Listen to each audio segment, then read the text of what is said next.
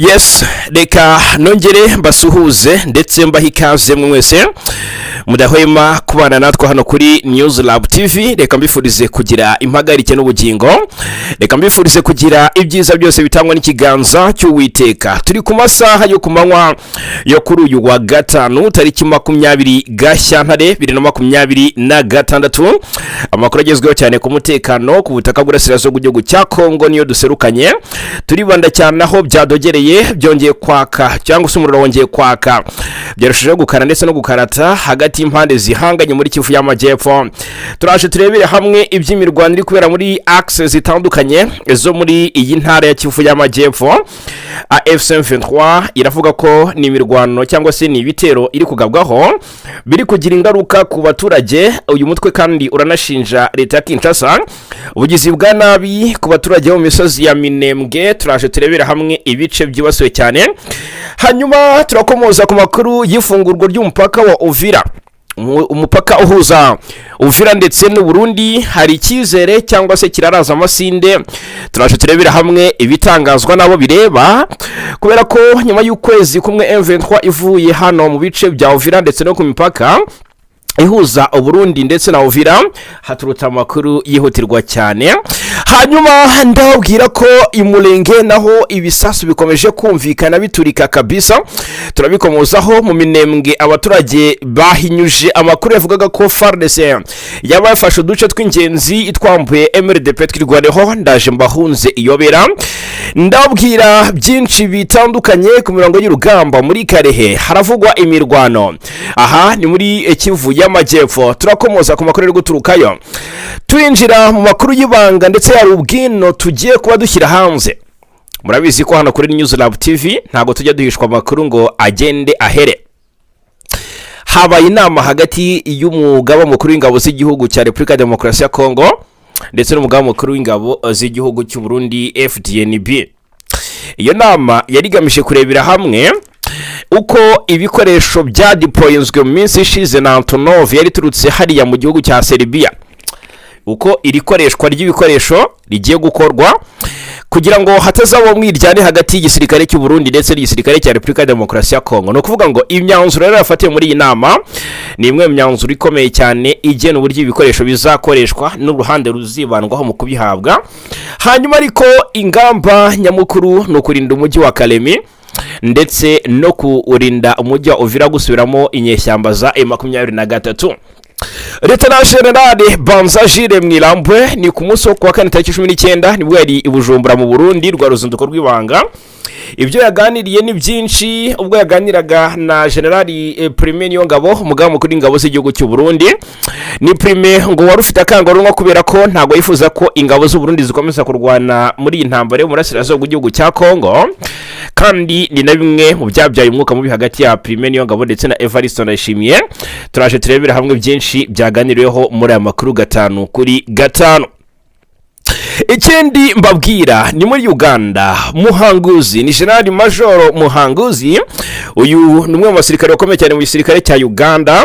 Yagaragaje ko Repubulika ya Demokarasi ya Kongo itakabaye icumbikira abanzi b'u Rwanda aribo FDLR. Ni umutwe ugizwe hanini n'abasize bahaye ku Rwanda muri genocide yakorewe abatutsi muri Mata 1994. Turakomoza ku makuru guturuka warikare ngo M23 yafashe abagera ku 10 ahangaha muri access za Kalembe. Turabikomozaho. Turagaruka ku makuru avuga ku mpunzi hariya muri Uvira zikomeje kuhura n'uruva gusenya. Abahunze urugamba abagera ku 33 bavuye mu byabo ba mu miryango ibacumbikiye mu bice bigiye bitandukanye. Ni mu gihe abagera ku 70 basubiye iwabo bahura n'ibibazo bikomeye. Turiyambaza ibikubiye muri raporo ya OCHA, tubibabwire 5 kuri 5 muri aya makuru. Ikindi nza kubabwiraho rero ni Corneille Nanga, ni coordinateur wa Alliance Fleuve Congo M23. Uyu nguyu aje avunira mwivi ku munsi w'ejo yagaragaye ava mu rugo iwe, ubwo ni hari Igoma ava muri gwe yerekeza kuri biro ye agenda n'ibirenge cyangwa se n'amaguru. Byari mu rwego mu by'ukuri ngo rwo kwiyegereza abaturage no kugira ngo mu by'ukuri abaturage bakomeze bibonemo ubuyobozi. Byakozwe ku munsi w'ejo. Hanyuma rero ndagira ngo mwumva kakana ngaha ubundi dukomeze tubane. Arrêtons de que vous venez de faire, oui, c'est l'action. C'est l'action qui permet aujourd'hui qu'il n'y ait pas changement de la Constitution. C'est l'action qui permet aujourd'hui que l'arrogance des voleurs de Kinshasa passe. Ni Colonel Nanga ati reka tureke kwinuba duhagarike kwinuba dutangire gukora kandi ibyo tumaze gukora ni byiza ati yego nibyo bikorwa ati ni ibikorwa bituma uyu munsi nta hagomba kubaho impinduka iba mu itegeko nshinga ati ni ibikorwa bigomba gutuma uyu munsi ubwibone bw'abajura b'Kinshasa budakomeza ati ni ibikorwa bizatuma Kongo yose ibohorwa ati mwiteguye kujya ku rwego rutagira imipaka ati mu byukuri mugomba guhagurukira guharanira icyo kintu. Ni Colonel Nanga rero ni Yobeluwo coordinateur wa Alliance Fleuve Congo M23. Turakomoza kuri byinshi muri aya makuru. Perezida Kagame yakiriye intumwa za European Union baganiriye ku mutekano muri Republika Demokarasi ya Kongo. Ndaje mbibabwireho gatanu ku kandi reka rero mbaha ikaze ndetse mbibutse ko byoroshye cyane gukomeza kubana natwe hano kuri News Lab TV. Nkandira kuri subscribe cyangwa sabone. Yego urakoze cyane kuri subscribe, ndabibona ko bahita bazamuka. Hanyuma unkandire like kabisa mbone ko bikunda kanda like. Okay, nkuko nguko urakoze cyane urakarama. Hanyuma nkandira kuri aho ngaho muri comment nyabuneka ubwo subscribe urayibanza ukurikizeho like. Babona ko mu bikunda ubundi bakadufasha ko amakuru agera kuri benshi. Hanyuma numara ku ma comment ubwo ndifuza ko mudushyira udutima muri comment, udutima twinshi cyane kabisa. Ndashaka kujya nsoma amazina y'abaduhaye udutima. Yes, murakoze cyane. Ariko ufite n'ikibazo cyangwa se inyunganizi watubwira muri comment. Hanyuma garuka nanone ahitwa aho ngaho kuri share ukandeho usharinga abandi aya makuru, uhereza abandi aya makuru. Ndavuga bari muri groupe za WhatsApp nyabuneka nimusangize amakuru bagenzi banyu. Hanyuma turushe kugenda twaguka gatanu kuri gatanu. Uko bikora rwose umpe feedback. Nimero ni 0788 48 32 107. Ni nimero yacu ya WhatsApp watwandikira cyangwa se ukaduhamagara. Unifuza kumenyekanisha ibikorwa byawe byose rwose amarembo arafunguye. Unifuza kubana natwe muri groupe ya WhatsApp dusangiza abandi amafoto ndetse n'amashusho twabana twakwibanira gatanu kuri gatanu twandikiye kuri zo nimero. Hanyuma rero reka mpera hisasu ryongeye kuvuza ubuhuha hagati y'impande zihanganye. Imirwano yaciye igikuba cyane mu baturage bakivu y'amajyepfo. Reka munyemerere duhere kubitangajwe n'umutwe wa M23 mu itangazo ryashyizwe hanze na Alliance Fleuve Congo M23. Ni itangazo ry'agahinda cyane mu by'ukuri ngira ngo tubanze twibandeho. Ihuriro rya Politike n'igisirikare Alliance Fleuve Congo AFC M23 ryasohoye itangazo ryihutirwa rigaragaza impungenge zikomeye ku mutekano muke ukomeje gufata intera mu bice bya Minembwe, Mikenge ndetse na Kalingi muri Kivu y'amajyepfo, aho rivuga ko abasivili mu by'ukuri bakomeje kwicwa mu buryo bwa kinyamaswa n'ihuriro ry'ingabo za leta Kinshasa ndetse n'imitwe iyishyigikiye. Iri tangazo rishimangira ko ibikorwa by'ihohoterwa bikorerwa abaturage b'inzirakarengane by'umwihariko abagore, abana n'abasaza bikorwa n'ihuriro rigizwe n'ingabo za leta ya Republika Demokarasi ya Kongo rifatanyije n'imitwe nka Wazalendo, abacancuro b'abanyamahanga ndetse na FDLR. Uyu ni umutwe ugizwe hanini n'abasize bahiye ku Rwanda muri jenoside yakorewe abatutsi. AFC M23 iravuga ibi cyangwa se AFC M23 ivuga ibi bikorwa by'ubwicanyi n'ihohoterwa rikabije bikomeje gukorwa ku mugaragaro mu gihe umuryango mpuzamahanga ndetse mu gihe imiryango iharanira uburenganzira bwa muntu ndetse n'inzego z'ubutabazi bikomeje guceceka cyangwa se kugaragaza kudafata ingamba zifatika. Nubwo ibyo bikorwa bigize ihohoterwa rikomeye ry'amategeko mpuzamahanga arengera ikiremwa muntu, ikizwi nka droit international humanitaire. Iri huriro kandi rikomeza rivuga ko ibibera muri utu duce ari igice cy'ibikorwa byateguwe n'ubutegetsi bwa Kinshasa bigamije guteza ibibazo by'ubutabazi ikizwi nka catastrophe humanitaire mu baturage, ibintu bishobora kugira ingaruka zikomeye ku mutekano w'akarere k'ibiyaga bigari muri rusange.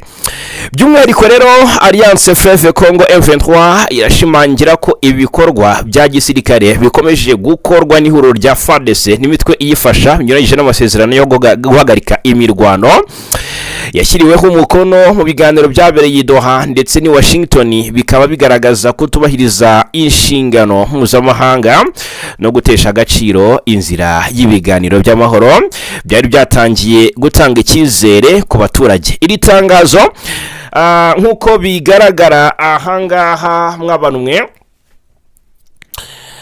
ni itangazo ryasinywe igoma na Lawrence Kanyuka n'umuyobozi w'ishami rishinzwe itumanaho muri Alliance Fleuve Congo M23, rinagaragaza ko imyitwarire y'ubutegetsi bwa Kinshasa ishingiye ku ntambara yo gushyira imbere ibiganiro ishobora gukomeza kudindiza amahirwe yo kugera ku mahoro arambye muri Repubulika Iharanira Demokarasi ya Congo. Mu gusoza, M23 yari yasabye ibihugu byo mu karere k'ibiyaga bigari, imiryango mpuzamahanga ndetse n'inzego zifite aho zihuriye n'ubutabera mpuzamahanga guhagurukira rimwe bagahagarika ihohoterwa rikorerwa abasivile, banashyiraho ingamba zo gukurikirana abaryozwa ibi byaha, kuko gukomeza guceceka no kudafata ingamba zihamye zifatika bizatuma amateka azabaza buri wese wagize uruhare mu kudahana abakoze aya mahano. Ni bikubiye mu itangazo ry'impuruza rya M23. Turaje twinjire muri Minembwe mbabwiye iby'abaturage batangaza ku ifatwa ry'uduce dutandukanye bivuga ko Fardc yambuye MRDP twirwaniho hariya muri Kivu y'Amajyepfo. Mu itangazo M23 yashyize hanze yagaragaje ko Kinshasa ikomeje kurenga ku mahame shingiro, ikomeje kurenga ku masezerano y'agahenge mu buryo bumwe cyangwa se ubundi. Hanyuma rero aya masezerano y'agahenge yasinyiwe i Doha muri Katari, akagahenge kandi kasabwe na Rwanda muri Angola. Ukudakomeza gushyamirana bisabwa na Leta Zunze Ubumwe za Amerika bikomeje kukomwa mu nkokora, dore ko mu by'ukuri nk'uko bigaragara hari byinshi byakabaye bikorwa cyangwa se byakabaye byibandwaho, dore ko hakizweho aya masezerano y'ubwumvikane hagati y'inama mpuzamahanga y'ibihugu byo mu karere k'ibiyaga bigari CIRGL, Leta ya Repubulika Demokarasi ya Congo ndetse n'umutwe wa Politike n'igisirikare AFC/M23.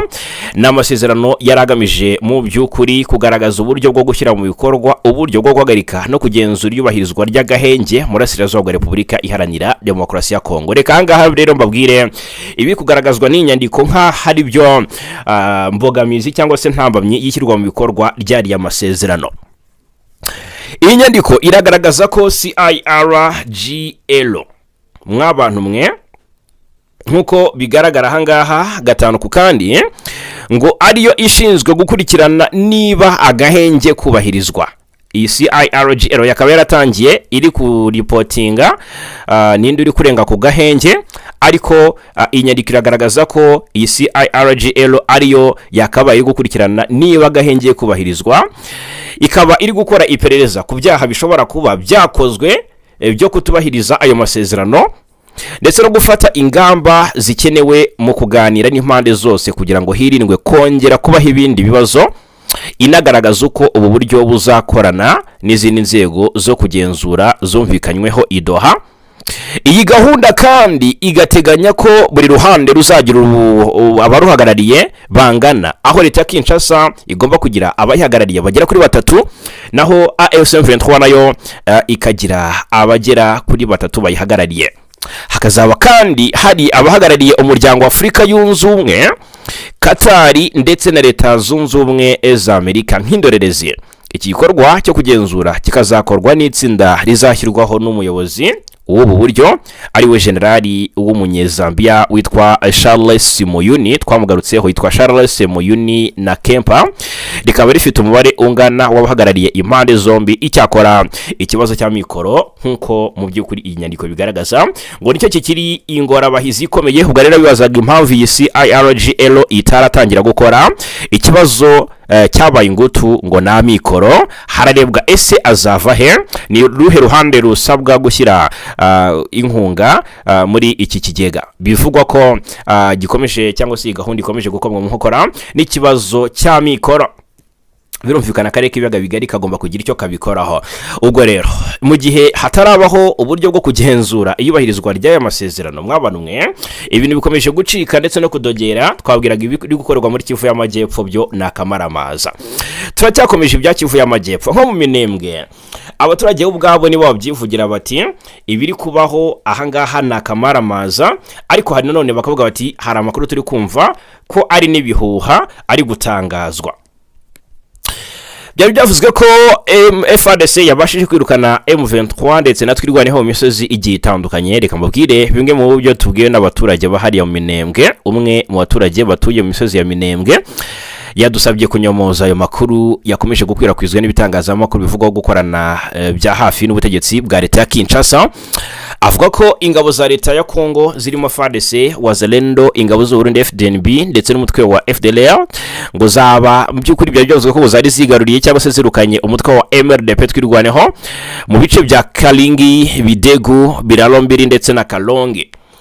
Uyu muturage waduhaye amakuru yasabye ko amazina ye agirwa ibanga ku mpamvu z'umutekano we bwite. Avuga ko ayo makuru atari ukuri, asaba n'itangazamakuru ryigenga kunyomoza ayo makuru kugira ngo hatabaho kuyobya rubanda ku myemerere nyayo iri mu bice by'imirwano cyangwa se ku makuru nyayo.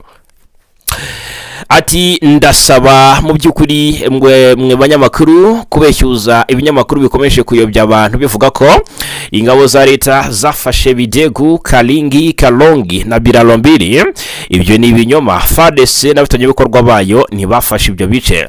Yakomeje dusobanura ko ku munsi wo kuwa kane tariki 19 habaye imirwano ikomeye hagati y'impande zihanganye mu gace ka Mutunda hakurya y'umugezi wa Ruiko. Iyi mirwano yatumye abaturage batuye mu nkengero za Kalingi na Bidegu bahunga ingabo zabo bitewe nuko aho imirwano yabereye ari hafi y'utwo duce. Amakuru atangwa naho abaturage bari agaragaza ko ibisasu byarashwe n'ingabo za leta byaguye mu duce dutuwe n'abasivile by'umwihariko ku ngo ziri hafi y'itorero WTMC Park riyoborwa na Revera Mugenza Gatabana. Ibyo bisasu kandi ngo byanakomeje kugaragara mu bice bya Bidegu, Birakomeye n'ahandi hatuwe cyane n'abaturage. Uyu muturage yemeza ko nubwo ingabo za leta zegereye uduce twa Kalingi ngo rwose ziri hafi mu ntera ngufi, ariko utuduce ngo turacyakomeje kugenzurwa n'umutwe wa MRDP twirwaneho ndetse na Bidegu, Kalongi ndetse na Birakomeye bikiri mu maboko ya twirwaneho magingaya. Ibi bibaye mu gihe imirwano ikomeje gufata indi ntera mu bice bitandukanye bya Minembwe ndetse na Mikenge, aho uruhande rufasha leta rushinjwa gukoresha intwaro ziremereye zirimo n'indege zitagira abapilote zizwi nka drone, kajugujugu z'intambara ndetse indege z'intambara zo mu bwoko bwa Sukhoi 25 mu kugaba ibitero, dore ko zimwe muri drone z'igisirikare cya Kongo nk'ejo bundi rwose 3 za kamikaze zarasiwe hariya mu nkengero za Pwezero. Twagiye tubigarukaho 5 mwabantu mwe. Ibi byose biri gukorwa mu gihe turi mu minsi ya gahenge kasabwe na Rwanda. Ese aka gahenge kazubahirizwa bizagenda bite? Hakomeje kuvugwa ibitero karabutaka by'ingabo z'u Burundi ndetse n'iza leta mu misozi y'Iminembwe. Ni ibitero byagiye bisiga mu by'ukuri ingabo z'u Burundi zitekesekeye ku mirongo y'urugamba, bikavugwa neza ko uko byaje bigamije kugabwa kuri MRDP twirwaneho, ahubwo ngo mu by'ukuri inkubisi yayo yayitarukirije kubera ko ngo ibyabaye nakamaraamaza. Ibitero ku banyamurenge, mu mihanito n'abanyamurenge byabaye mu bice bya Gakenge ndetse no mu nkengero za Kalingi ahazwi nka Bicumbi ndetse na Mutunda. Amakuru yizewe atangwa n'abari muri utwo duce aratugaragariza ko izi ngabo zifatanyije ndetse n'abacancuro bivuga ko ngo baturutse mu bihugu by'Uburayi na Amerika ngo bagabye ibyo bitero mu masaha y'igitondo cyo ku munsi w'ejo. Byarangiye abarundi 19 basize ubuzima. Mwabanumwe ntago ibintu byoroshye. Twirwaneho iravuga ko mu by'ukuri ikomeje kurwana ku baturage ndetse ibarinda ibitero bya coalition mu buryo bwa kinyamwuga. Nubwo imeze bityo ariko amakuru aturuka muri ibyo bice aravuga ko umusivili umwe w'umunyamurenge yishwe n'ibyo bitero, aho bivuga ko yararagiye inka ze mu rwuri agahurira cyangwa se aho yahuriye n'izo ngabo ngo niho zamuhitaniye. Mwabantu mwe, hanyuma tugaruke mu bice bya Uvira gato kidogo tunyarukireyo turebere hamwe n'iki kiri kuvugwa kugira ngo mu by'ukuri habeho mu by'ukuri gufungura imipaka. Birasaba iki? Nahoze mbona bisa nk'ibikigoye cyane. Ni muri Uvira, abaturage abacuruzi batandukanye barasaba ko uyu mpaka uhuza Uvira no Burundi wafungurwa ukwezi kumwe nyuma yuko AFC M23 ivuye muri uyu mujyi. Amasasu yarahagaze ariko umupaka ukomeza gufungwa. Minisitiri w'Abanyamahanga w'u Burundi yongeye gushimangira ko ibisabwa bijyanye n'umutekano bitarahuzwa kugira ngo umupaka ufungurwe muri uyu mujyi wa Uvira. Ariko abaturage ngo barambiye kwihangana kandi barahangayitse cyane, batakambiye guverineri wa Kivu y'Amajyepfo basaba ko hagira igikorwa. Ku bwinjiriro bw'isoko rya Uvira murasirazuba wa Repubulika ya Demokarasi ya Kongo, umucuruzi yasabye guverineri wa Kivu y'Amajyepfo gufungura umupaka kuko kuva wafungwa ubucuruzi butakigenda nk'uko byahoze, nk'uko bitangazwa n'ikinyamakuru mediacongo.net. Undi mugore avuga ko bene wabo bahunze igihe M23 yageraga muri Uvira none baheze ku ruhande rw'u Burundi. Aragira ati abana benshi bari hariya ndetse n'abayoboke b'itorero bose bari hariya, hariyo n'abana banjye ndetse n'abana ba marume. Generali Jean-Jacques Perusi, uyu murabara ni guverineri Jean-Jacques Perusi, ni guverineri wa Kivu y'Amajyepfo ku ruhande rwa guverinoma Kinshasa, avuga ko yumva ibibazo abaturage bafite. Kuri we ngo hari ukumva ko nta bushobozi, ati hari ukumva ko nta bushobozi dufite mu guhangana n'iyi mibabaro. Ati twifuzaga ko intara umupaka byafungurwa vuba bishoboka. Ati ariko kandi hari n'ibibazo by'umutekano bifitanye isano n'ukuri kw'ibihugu byombi. Ni ngombwa kumva ko umwanzi atari kure cyane, ari hano Isange muri kilometero 30 gusa, kandi mu misozi ari nko ku birometero 15 uvuye hano turi. Ariko kandi ati ariko nubwo bimeze gutyo abaturage bo barambiye gutegereza. Rafael ufite imyaka 19 yahunze inkambi y'impunzi ya Busuma i Burundi agira ati hariya hari umubabaro mwinshi, nta n'amazi ahari, yambutse ikiyaga cya Tanganyika mu gato mu ijoro ashyira ubuzima bwe mu kaga. Ati twari batatu ariko barumuna banjye bagumye igatumba kubera ko bafashwe. Hanyuma kandi ikindi twavuga iruhande rwe undi mugabo nawe yahishuye ko yambutse rwihishwa yiziritseho ijerekani kugira ngo agume hejuru y'amazi naramuka rohamye. Avuga ko bahagurutse ari 14 ariko babiri batabashije kugera ku nkombe. Birakomeye cyane. Gufungura imipaka ngo birasaba ko umutekano banze ukagaruka. Ese ni ryari igihugu cya Repubulika ya Demokarasi ya Kongo cyangwa se ni ryari ibice nka Uvira bizongera gutekana mu gihe bitaragenzurwa na M23? Ni munyemerere dukomoze ku makuru y'uruzinduko rw'ibanga Bujumbura ndetse na Kinshasa. Bakomeje gutegura urugamba rw'imbatura mugabo. Hamaze iminsi havuzwe drone ndetse n'ibikoresho byasanywe hariya ku kibuga cy'indege cyitiriwe Amerika Rwanda cya Bujumbura. Bikavugwa neza ko mu by'ukuri ibyo bikoresho byaturutse mu gihugu cyo mu Burayi, igihugu cya Serbia kizwe gukora ibikoresho bidasanzwe bya gisirikare ndetse bigiye bigezweho. Ibikoresho ngo bigiye kwifashishwa mu guhangamura umutwe wa M23. Ni bimwe rero mu byatumye habaho uruzinduko rw'ikubagahu ariko rw'ibanga rw'umugaba mukuru w'ingabo za Repubulika ya Demokarasi ya Kongo, Lieutenant General Gilles Muilambwe ku wa 4 tariki 19 Gashyantare yari i Bujumbura mu Burundi. Amakuru y'uruzinduko rw'uyu musirikare i Bujumbura yatangajwe bwa mbere n'umunyamakuru Pero Ruwala. Uyu nguyu azwiho cyane gutangaza amakuru y'ibanga y'imbere mu butegetsi bwa Kongo Kinshasa.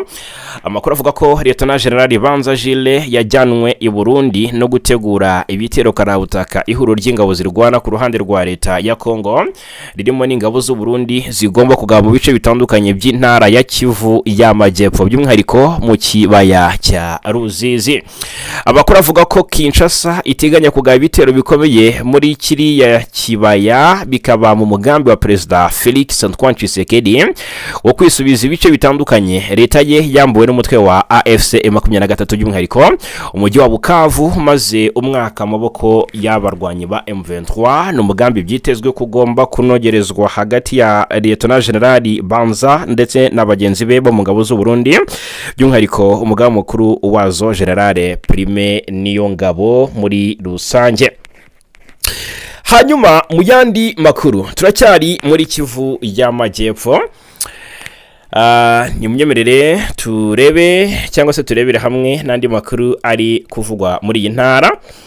Muri axe za Karere haravugwa amakuru akomeye cyane, ariko ubwo mbere ko tugaruka Karere, Uvira abasaga 33 bavuye mu byabo. Abanga baraba mu miryango ibacumbikiye mu gihe abagera ku 70 basubiye iwabo bahura n'ibibazo bikomeye by'ubutabazi. Ni raporo ya OCHA rero ivuga ku miterere y'umutekano n'ubutabazi mu karere ndetse n'umujyi wa Uvira muri Kivu y'Amajyepfo. Byagarutsweho rero cyane muri raporo y'ibiro by'umuryango w'abibumbye bishinzwe guhuza ibikorwa by'ubutabazi OCHA yarebaga mu by'ukuri ukwezi kwa Mutarama k'uyu mwaka wa 2026. Iyi raporo yashyizwe ahagaragara ku wa 3 tariki 17 Gashyantare 2026 iragaragaza ko imirwano yakaze mu bice bitandukanye bya Uvira, cyane cyane Ikigongo, Kagongo ndetse na Remera. Hariya Mulongwe naho umwiryane hagati ya Wazalendo urakomeje. Ni imirwano rero ngo yatumye abantu barenga 50 bava mu byabo imbere muri aka karere, nkuko byatangajwe n'abafatanyabikorwa bo ku rwego rw'ibanze.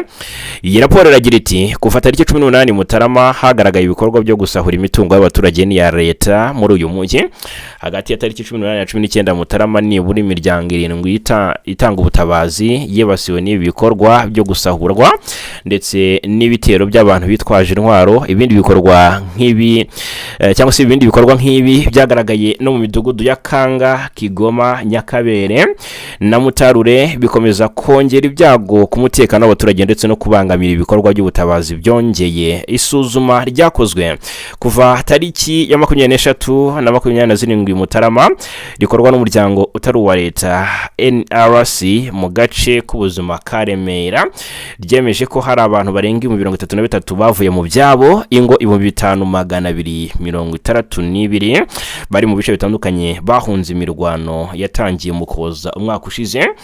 Abenshi muri bo rero baba mu miryango ibacumbikiye, mu gihe abandi nkuko bigaragara bari mu bigo byakusanyirijwemo abantu benshi birimo amashuri. Muri icyo gihe kandi abantu barenga 70 nuko ngo ingo 11,141 bivugwa ko basubiye iwabo kuva mu cyumweru cya nyuma cy'Ukuboza. Raporo igakomeza igira iti abavuye mu byabo kimwe n'abasubiye iwabo bahura n'ibibazo bikomeye by'ubutabazi, birimo kubona ibiribwa, ibikoresho by'ibanze byo mu rugo, aho kuba amazi, isuku n'isukura, uburezi n'ubuvuzi. Umutekano muke ukomeje kwiyongera muri rusange, n'ibibazo bigira ingaruka ku bakora ibikorwa by'ubutabazi bikomeje kugabanya ubushobozi bwo gutanga ubufasha mu burasirazuba bwa Repubulika Iharanira Demokarasi ya Kongo. Muri rusange umujyi wa Uvira wa kabiri munini muri Kivu y'Amajyepfo nyuma ya Bukavu uracyagaragaza ibimenyetso by'ingaruka z'intambara nkuko byatangajwe muri raporo ya RFI.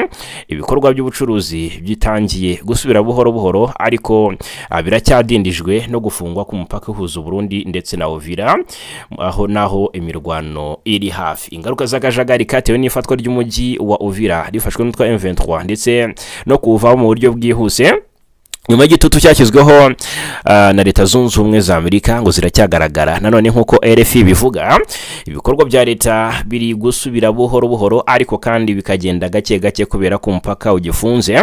Abakozi benshi ba leta mu by'ukuri, abo butabera, abakozi b'imijyi n'abarimu baracyari ku ruhande rw'u Burundi, ntibarataha, biri kudindiza mu by'ukuri ibikorwa bitandukanye bya leta. Iyi rero ni raporo ya OCHA. Hanyuma rero muri axe za Kivu y'Amajyepfo muri Karere, ahangaha ni munyemerere mbariho mbanza kwibanda ndetse no kubabwira ibyaho. Ahangaha rero haravugwa amakuru akomeye cyane muri izi axe za Karere. Biravugwa neza ko hamaze iminsi havugwa ubushyamirane hagati y'Abazalendo nyirizina, aho besurana mu buryo budasanzwe bapfa ubugenzuzi bw'uduce tugiye dutandukanye. Ngubwo ndabona mutaramu kabisa atarabikusanya neza, ahubwo twanyarukira muri teritwari ya Warikare. muri Warikare. Ahangaha haravugwa ngo urubyiruko rugera ku 10 rwafashwe mu ijoro ryo kuwa gatatu rishyira kuwa kane tariki 19 rifatirwa ahitwa ni Kalembe ndetse na Kalonge. No duce duherereye hagati y'uturere twa Masisi ndetse na Warikare muri Kivu y'Amajyaruguru. Nkuko byatangajwe n'abantu batandukanye bo muri ako gace, abasore n'inkumi barafashwe nyuma y'igikorwa cyo kugota no gushakisha cyakozwe n'izo nyeshyamba. Abo bafashwe bashinjwa gukorana n'imitwe yitwaje intwaro yitwa Wazalendo ikorera mu bice bitandukanye bya Kivu y'Amajyaruguru. Ubuhamya bw'abaturage ba hano i Kalembe na Kalonge bugaragaza ko abo basoje abo basore ngo ni inkumi abasore n'inkumi bakuye mu ngo zabo mu masaha y'ijoro ngo bahagirwa kujyanwa ahantu hatazwi. Kuva kuri uwo munsi wo kuwa kane imiryango yabo ivuga ko itakibafiteho amakuru. Umwe mu bafitanye isano n'uwafashwe muri bo ati ntabwo tuzaho babajyanye cyangwa icyo babarega neza. Inzego z'umutekano n'ubuyobozi muri Warikare nazo zemeje ko aba bantu bafashwe ariko ntizatanze ibisobanuro birambuye ku mubare nyawo wabo bafashwe, ibyo bashinjwa cyangwa se aho bafungiye. Nta tangazo rirashyirwa hagaragara n'abayobozi bango aba M23. Bikavugwa neza ko ari M23 ngo yabashimuse, ariko ibi byo nubwo bivugwa gutya nta kuri guhari. Ahangaha ni bimwe mu bikunze gukoreshwa cyane nka propaganda yabo ku ruhande rwa guverinoma Kinshasa, ariko wenda ni nabyo nta wamenya. Ahubwo ubwo turakomeza kugenda dukurikirana ibyaya makuru. Muri Karehe rero ingo nyinshi z'abavuye mu byabo ziturutse ahitwa Ziraro muri Karehe zatangiye kugera ahitwa Biriko mu gace ka Rwanda muri teritwari ya Warikare ni muri Kivu y'Amajyaruguru kuva kuwa gatatu. Nkuko bitangazwa n'amakuru aturuka muri ako gace, abaturage barahunga imirwano hagati y'imitwe ibiri ya Wazalendo ihanganiye kugenzura uduce tumwe na tumwe twa Ziraro. Amakuru yakuzanyijwe aho yabereye agaragaza ko imirwano yatangiye kuwa kabiri tariki 17 hagati y'imitwe iyobowe na witwa ngo ni Kirikico ndetse na Kasilance. Nibura umurwanyi umwe yapfuye naho abasivile babiri bakomeretswa n'amasasu. Umutekano wacyari muke mu bice bya Ziraro byatumye abaturage bahunga mu buryo bwihuse basiga ibyabo byose inyuma kugira ngo barokoke. Biriko aba baturage bakirwa n'imiryango ibacumbikiye ndetse n'amasengero n'amashuri. Hanyuma umubare nyawo w'ingo umaze kugerayo nturamenyekana neza. Umuyobozi w'umudugudu wa Rwanda Mwami Mafuluko Muyanya uyu yemeje ko abaturage bahageze ari benshi, hanagaragaza impungenge ku mibereho yabo. Agira ati aba baturage basize ibintu byose inyuma, kubitaho biragoye cyane kuko babuze ibiribwa n'ibikoresho by'ibanze. Biteye ubwoba rero.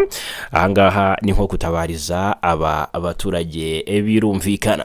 Hanyuma rero tugarutse gato mu yandi makuru, turaje tugaruke mu Rwanda turebera hamwe ibijyanye n'ibiganiro Perezida Kagame yagiranye n'intumwa za European Union. Reka mbanze mu by'ukuri iyi ari nayo nkuru mpita ninjiramo. Perezida Paul Kagame yakiriye komiseri mukuru komiseri muri komisiyo y'umuryango w'ubumwe bw'Uburayi EU ushinzwe uburinganire, kwitegura ndetse no guhangana n'ibibazo yitwa Haja Lahbib.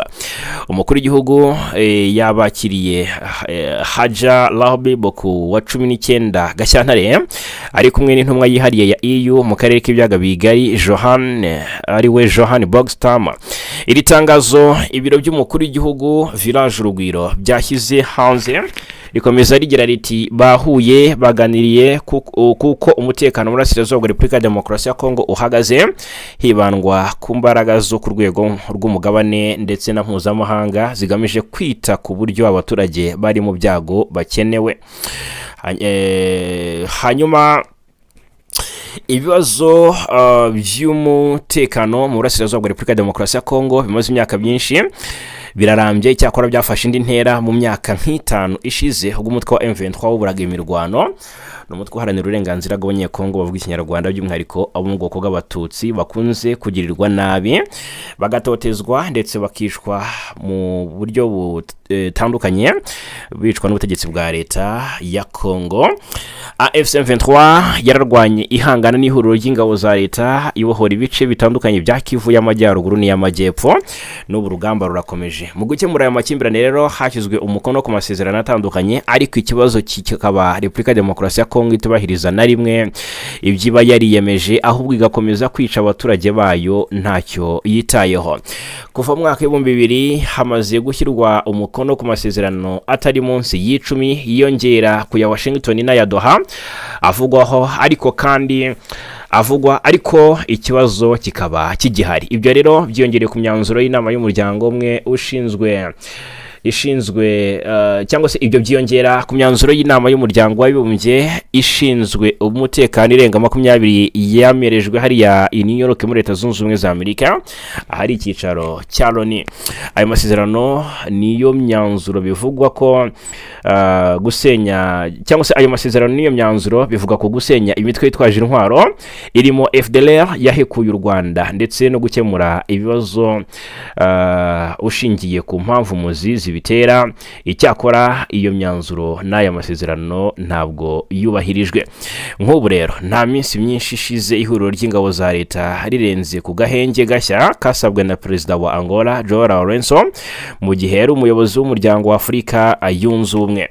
Perezida Lourenço yifuje ko aka gahenge gatangira kubahirizwa ku ya 18 Gashyantare mu gihe hakomeje imyiteguro y'ibibazo by'amahoro murambabarira mu gihe hakomeje imyiteguro y'ibiganiro by'amahoro bihuza abanyekongo. Tariki 13 Gashyantare Perezida Tshisekedi wa Kongo yemeye aka gahenge, ariko ihuriro ry'ingabo za Alliance Fleuve Congo ryagaragaje ko ibyo ari ibinyoma, kuko iryo tangazo ryasohotse mu gihe ingabo za leta zari zigikomeje kugaba ibitero. Gusa nk'uko byagenze mu bihe byabanje, ingabo za Kongo, iz'u Burundi n'imitwe ya Wazalendo ku ya 18 Gashyantare byagabye igitero cy'akashugujugu na drone mu bice by'imisozi miremire ya Kivu y'amajyepfo ngo natangiye mbibabwira. Mu ntangiriro za Gashyantare, Johann Bogstam yibukije ubutegetsi bwa Kinshasa ko bugomba gusenya umutwe w'iterabwoba FDLR. Johann yatanze ubutumwa ubwo we n'itsinda rya EU yarayoboye bari bamaze kuganira na perezida wa Angola João Lourenço, yari umuyobozi mukuru w'umuryango wa Afurika yunze ubumwe, kuri yasimbuwe na perezida Evariste Ndayishimiye y'igihugu cy'u Burundi. Ni ku mutekano mu burasirazuba bwa Repubulika Demokarasi ya Kongo ndetse n'akarere muri rusange ndetse n'ubufatanye. Yasabye ko amasezerano y'amahoro u Rwanda na Kongo byasinye i Washington muri Kamena ndetse no kuboza umwaka ushize, ndetse n'amasezerano y'ibanze yasinyiwe i Doha muri Katari yubahirizwa na buri ruhande. Intumwa ya European Union yibukije leta ya Kongo ko igomba gusenya umutwe wa FDLR nk'uko ibisabwa n'amasezerano ya Washington biri, kandi igashyigikira ibiganiro bidaheza byahuza abanyekongo kugira ngo bashakire hamwe amahoro arambye. Ati EU ikomeje gushyigikira ibihugu byo mu karere k'ibiyaga bigari ku muhate bishyira mu gushaka amahoro n'iterambere. Ubufatanye mu bukungu bwagira uruhare rukomeye mu kugera kuri iyo ntambwe. Hanyuma rero tugana ku musozo, n'umuyobozi wa diviziyo ya kabiri y'ingabo za Uganda zirwanira ku butaka General Major Paul Muhanguzi yagaragaje ko Repubulika Demokarasi ya Kongo itakabaye icumbikira abarwanya imitwe yitwaje intwaro ishaka guhungabanya umutekano w'u Rwanda, kandi ibihugu byombi bihuriye mu muryango wa Afurika y'uburasirazuba. General Major Muhanguzi wari uyoboye itsinda ry'abasirikare ba Uganda bari mu ruzinduko mu Rwanda yatangiye ubutumwa mu kigo cya Komisiyo y'Igihugu gishinzwe gusezerera no gusubiza mu buzima busanzwe abahoze ari abasirikare RDRC giherereye i Mutobo mu karere ka Musanze ku ya 19 Gashyantare 2026. Urugendo rw'abasivile ba Uganda rw'abasirikare ba Uganda murambabarira i Mutobo rwari rugamije kumenya no gusobanukirwa gahunda n'ibikorwa bifasha gusubiza mu buzima busanzwe abahoze mu mitwe yitwaje intwaro irimo FDLR nabo miryango yabo baturutse muri Repubulika Demokarasi ya Kongo. Ati Kongo nayo yasabye kujya muri Afurika y'Uburasirazuba nyuma yo kwinjiramo. Ntabwo dukwiye kugira abagizi ba nabi muri Kongo, ntabwo u Rwanda rwagira umwanzi uvuye muri Uganda uvuye Uganda, nta mwanzi wa Uganda wava mu Rwanda, ariko rero turashaka na Kongo ntikagira abanzi batera u Rwanda batera Uganda. Muhanguzi yashimye abarwanyi ba FDLR bafashe icyemezo cyo gutaha mu Rwanda, agaragaza ko mu by'ukuri abenshi muri bo bagifite imbaraga zo kwifatanya n'abandi banyarwanda kubaka igihugu. Ati igihugu ntabwo cyubakwa n'umuntu umwe, cyubakwa n'abantu bose. Nanjye rero nkaba nshima Perezida Kagame kuba ashoboye kuyobora u Rwanda, namwe rero mukaba mugeze iki gihe mukamenya ukuri mugasubira mu rugo. Mu Kwakira mu mwaka wa 2025 RDRC yagaragaje ko kuva mu mwaka wa 2001 yasubije mu buzima busanzwe abantu 12,632 bahoze mu mitwe yitwaje intwaro, ariko kandi ubuhamya bugaragaza ko hari benshi bakiri mu mashyamba ya Repubulika ya Demokarasi ya Kongo, cyane cyane abo muri FDLR. Ngayo nguko rero reka mbashimire cyane kubana natwe muri aya amakuru yo kuri aya manywa yo kuri uyu wa gatanu tariki 20 Gashyantare 2026. Komeza ubane natwe hano kuri News Lab TV mu makuru n'ibiganiro bigiye bitandukanye, 5 kuri 5 turakomeza kubana.